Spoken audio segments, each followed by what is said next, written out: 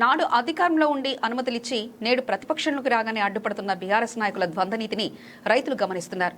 ఎవరెన్ని కుట్రలు చేసినా, ఎన్ని అడ్డంకులు సృష్టించినా గొల్లపల్లి చిరకపల్లి రిజర్వాయర్ నిర్మాణం ఆపే ప్రసక్తే లేదని వనపర్తి జిల్లా Congress general secretary I Satyareddy సింహగర్జన చేశారు.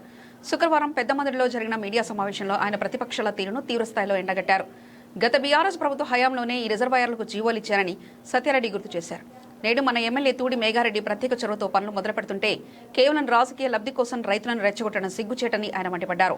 ఇది అభివృద్ధిని అడ్డుకోవడమే తప్ప మరొకటి కాదని విమర్శించారు.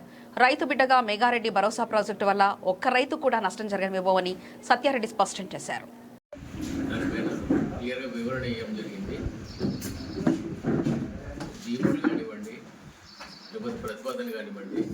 కాంగ్రెస్ ప్రభుత్వం వచ్చిన తర్వాత ఇచ్చింది కాదు.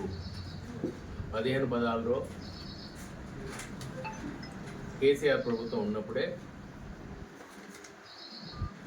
ఏది మన ఏదులో రిజర్వాయర్ కానీ తర్వాత గొల్లపల్లి లైవ్లో 10 రిజర్వాయర్లు ఏర్పాటు చేయాలనే ప్రతిపాదన కూడా కేసీఆర్ తీసుకురావడం జరిగింది. అట్లా 40 రిజర్వాయర్లు ఏర్పాటు చేయాలని దాంట్లో దాదాపు సర్వే చేయించి 40 రిజర్వాయర్లు తీసుకుపోతే 4,500 కోట్లు అవుతుంది ఖర్చు, భరించడం ఇబ్బంది అవుతుందని కేసీఆర్ గారి తర్వాత 20 రిజర్వాయర్లు ఏర్పాటు చేయాలనే ఉద్దేశంతో ఆ రోజు కుదించడం జరిగింది. దాంట్లో భాగంగానే మన ప్రాంతంలో వనపర్తి ప్రాంతం కానీ పాన్గల్ కానీ మన జిల్లాలో 10 రిజర్వాయర్లు నిరంజన్ రెడ్డి గారు ప్రతిపాదించడం జరిగింది. మీ అందరికీ తెలుసు, 2-3 రోజుల్లో ప్రతి ఫోన్లో ప్రతి ఒక్కరి చేతిలో అది వాళ్ళు మాట్లాడిన వీడియోలు అన్నీ రకరకాలుగా మాట్లాడాడు, అవన్నీ వైరల్ అవుతున్నాయి. మీరు కూడా వినింటారు, రిపోర్టర్లు కూడా, ప్రెస్లో కూడా వచ్చింది, మెయిన్ ప్రెస్లో వచ్చింది. అదేవిధంగా టీవీలలో కూడా, అన్ని టీవీలలో కూడా నిన్న కూడా రావడం జరిగింది. మనం పెద్దమందేడు మండలం వరకు మనకు ఉద్దేశం ఏంటంటే, ఇప్పటికే మనం ఎంత ఇబ్బంది పడుతున్నాం మీకు అందరికీ తెలుసు. చెరువుల్లో నీళ్ళు లేక చేన్లు లాస్ట్ మూమెంట్లో ఉన్నాయి, నీరు అందడం లేదు. మనకు కేఎల్ఐ ద్వారా కేఎల్ఐకి పోవాలని చెప్పి అసెంబ్లీలో గడబడి చేస్తే కేఎల్ఐకి వారం రోజులు బంద్ చేసి అక్కడ ఇవ్వడం జరిగింది. మనకు ఏదుల రిజర్వాయర్ మన నెత్తిపైన ఉంది కాబట్టి మనకు రావాలని మనం కోరుతున్నాం. దానివల్ల రావాలంటే లైవ్ రిజర్వాయర్లు ఇంకా మనం ఏర్పాటు చేసుకోవాలి. ఒకటి ఇప్పుడు దాంట్లో భాగంగానే బుధవారం ఒకటి అవుతుంది, గన్పూర్ ఒకటి అవుతుంది, ఆల్రెడీ వర్క్ స్టార్ట్ అయినాయి. తర్వాత వెల్టూరు కూడా అయింది. అవి కాక 4, ఇంకా 7 గోపాల్పేట 1, పాన్గల్ 2, తర్వాత గొల్లపల్లి రిజర్వాయర్. ఇవి ముఖ్యంగా ఏర్పాటు చేస్తే మన వనపర్తి ప్రాంతానికి నీళ్ళు వస్తాయని చెప్పి వనపర్తి మండలం, గన్పూర్ మండలం, గోపాల్పేట మండలం, పెబ్బేరు మండలం ఈ ప్రాంతాలకు నీళ్ళు రావాలంటే ఖచ్చితంగా ఈ రిజర్వాయర్లు ఏర్పాటు చేసుకోవాలి. ఏర్పాటు చేసుకుంటే కానీ 400 టీఎంసీలు పైన ఉంటే మనం ఏ ప్రాంతంలో ఎప్పుడైనా ఏ చెరువులైనా నింపడానికి ఆస్కారం ఉంటుంది అనేది ఎమ్మెల్యే గారి ప్రతిపాదన. ముఖ్యమంత్రి గారు కూడా దానికి అంగీకరించి ఈ ప్రతిపాదన ముందుకు తీసుకుపోదామని శాంక్షన్ చేయాలని చెప్పి వారు కూడా ఆదేశించడం జరిగింది. దాంట్లో భాగంగానే మన అసెంబ్లీలో మాట్లాడి ఆ ప్రతిపాదన అంతా ముందుకు తీసుకొని సర్వేలు చేయించి ఈ రిజర్వాయర్లు పూర్తి చేయాలనే ఉద్దేశంతో దృఢ సంకల్పంతో మన ఎమ్మెల్యే గారు మేఘారెడ్డి గారు ఉన్నారు కాబట్టి ఖచ్చితంగా ఇవి కట్టి తీరాలనే ఉద్దేశంతోనే వారు ఉన్నారు.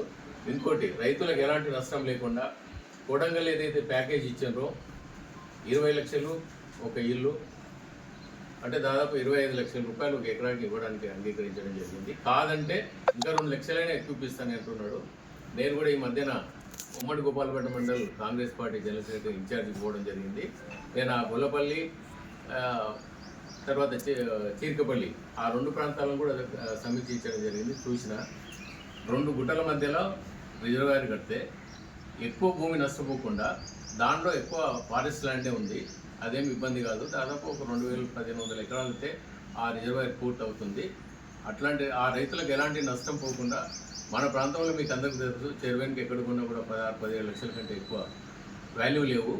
అక్కడ పోయే భూములకు దాదాపు 25 లక్షలు ఇప్పేయడానికి మన ఎమ్మెల్యే గారు రెడీగా ఉన్నారు. కాబట్టి రైతులకు ఎలాంటి నష్టం లేకుండా మేమందరం మన ఎమ్మెల్యే గారి ఆదేశాల ప్రకారంగా ఇంటింటికి వెళ్ళి అక్కడ ఆ 2 గ్రామాల రైతులతో కలిసి ఇంటింటికి వెళ్ళి వాళ్ళని ఒప్పించిన తర్వాతనే ప్రాజెక్టు ముందుకు తీసుకుపోతామని చెప్పి పార్టీ విధానం, ఎమ్మెల్యే గారి విధానం. కాబట్టి ఎలాంటి రైతులు నష్టపోకుండా చూసుకునే బాధ్యత కాంగ్రెస్ పార్టీది, మన ఎమ్మెల్యే గారిది, మన ముఖ్యమంత్రి గారిది. కాబట్టి ఈ కల్లిబొల్లి మాటలు చెప్పకుండా నిరంజన్ రెడ్డి గారు ఒక్కొక్కసారి ఒక్కొక్క రకంగా మాట్లాడుతున్నారు. ఒక మాజీ మంత్రిగా ఉండి కూడా ఆయన నేను హరీష్ రావు వచ్చిండు ఏం మాట్లాడిండు, ఆ 2 గ్రామాల రైతులకు నష్టపోకుండా మీకు భూములు పోకుండా చూస్తున్నాడు. కానీ ఈ వనపర్తి కాన్స్టిట్యున్సీ మొత్తానికి ఏ విధంగా నీళ్ళు ఇస్తామో రైతులకు, అంటే ఆ ఊరు 2 గ్రామాల ప్రజలు ఇంపార్టెంటా మీకు, లేకపోతే వనపర్తి కాన్స్టిట్యున్సీలో ఉండే 1,00,000 మంది రైతులకు ఇంపార్టెంటా?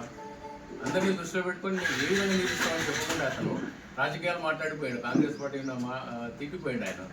అంత దూరం నుండి వచ్చింది. అందుకేనా మా హరీష్ రావు గారు మీరు మాట్లాడాల్సింది ఏంటంటే, మీ టైంలో ఇచ్చిన 20 లైవ్ ప్రాజెక్టులు ఏవైతుందో, రిజర్వాయర్లు ఏవైతుందో దాని మాట మాట్లాడకుండా, దాని గురించి మాట్లాడకుండా, ఏదో రిజర్వాయర్ నుండి ఏ విధంగా నీళ్ళు ఇస్తామని మాట్లాడకుండా మీరు ఈ విధంగా మాట్లాడిపోవడం భావ్యం కాదు. మీరిద్దరు మాజీ మంత్రులు, నువ్వు ఇరిగేషన్ మినిస్టర్ కూడా హరీష్ రావు గారు, వారు ఉన్నప్పుడే ఈ జీవోలను ఇవ్వడం జరిగింది. కాబట్టి మేము కోరేది ఏంటంటే, పెద్దమంది మండలం రైతుల తరఫున మేము కోరేది ఏంటంటే, ఈ ప్రాంతానికి నీళ్ళు పుష్కలంగా కావాలంటే ఇప్పుడు వచ్చే నీళ్ళు సరిపోవు. కాబట్టి మనం పైన రిజర్వాయర్లు ఏర్పాటు చేసుకుంటే, ఇప్పుడు పొలికపాటు రిజర్వాయర్ చేసుకోవడానికి మనకి ఈజీగా నీళ్ళు తెచ్చుకోవచ్చు. అదేవిధంగా ఈ గొల్లపల్లి ప్రతిపాదించిన ఆ రిజర్వాయర్ తెచ్చుకున్న కొంత ప్రాంతానికి నీళ్ళు తెచ్చుకోవచ్చు. మనం బుద్ధారం ఇప్పుడు రిజర్వాయర్ అవుతుంది, దానికి నీళ్ళు రావాలంటే ఈ 2 ప్రాంతాల్లో నీళ్ళు ఉంటే మన బుద్ధారానికి కూడా వచ్చేస్తాయి. ఆ నుండి మనం తీసుకోవచ్చు కాలువల ద్వారా. కాబట్టి కాంగ్రెస్ పార్టీ ప్రతిపాదించిన దానికి మేము రైతులను ఒప్పించి ఈ ప్రాజెక్టులను ముందుకు తీసుకుపోదాం, ఖచ్చితంగా కడదామని చెప్పి మీ ద్వారా రైతులకు తెలియజేస్తాం. రైతులు కూడా సహకరించాలి. ప్రతిపక్షాలు శిబిరాల్లో ఉండాలంటున్నారు. ఏ ప్రతిపక్షాలు ఆ శిబిరం లేరు. ఓన్లీ కొంతమంది ఈడ కూర్చున్నంత మంది కూడా లేరు. మీరు కూడా గమనించింటారు. ఆ శిబిరంలో దాదాపు 20 మంది 25 మంది కంటే ఎక్కువ కూర్చోలేదు. అది కూడా భూములు లేని రైతులే చాలామంది ఉన్నారు, రైతులు కూడా లేరు దాంట్లో. అదంతా గమనించి మీరు అంతా రైతులందరూ సహకరించి ఈ ప్రతిపాదనను అంగీకరింపజేసుకుంటామని చెప్పి మేము ఖచ్చితంగా నమ్ముతున్నాం. కాబట్టి మా ప్రాంతానికి నిరంజన్ రెడ్డి గారు, మీరు కూడా మా ప్రాంతానికి, మా మండలానికి నీళ్ళు అడేందుకు వస్తారు. అప్పుడు మీకు మొహం ఉండదు. ఇప్పటికే మీరు 7,000-8,000తోనే ఓడిపోయినారు. రేపు 10-12,000తోనే ఓడించిన తథ్యం ఇట్లా ఈ విధంగానే చేస్తే రైతులకు నష్టపోకుండా ఆ 2 గ్రామాల ఎక్కడైనా సరే ప్రాజెక్టులు కడితే, కాంగ్రెస్ పార్టీ పెద్ద ప్రాజెక్టులు కట్టింది. శ్రీశైలం ప్రాజెక్టు కడితే నీళ్ళు ఎవరు పోతున్నాయి? ఆంధ్రకు శ్రీశైలం ప్రాజెక్టు కానీ, తర్వాత నాగార్జున సాగర్ కానీ. మన ప్రాంత భూములు మునుగుతున్నాయి, మన ప్రాంత రైతులు నష్టపోయినా ఒక ప్రాంతానికి ఎక్కడో దగ్గర ప్రాంతానికి నష్టపోతారో ఒక ప్రాంతం లాభపడుతుంది. కాకపోతే వాళ్ళకు కూడా సరైన రేట్ ఇచ్చి మేము కడతామని చెప్తున్నాం తప్ప వేరే రకంగా కాదు. దీన్ని అంగీకరింపజేస్తారని మా ఎమ్మెల్యే గారు కూడా దృఢ నిశ్చయంతో ఉన్నారు. కాబట్టి ఈ విధంగా మా ప్రాంత ప్రజలకు మేలు జరగాలని చెప్పి కోరుకుంటున్నాం.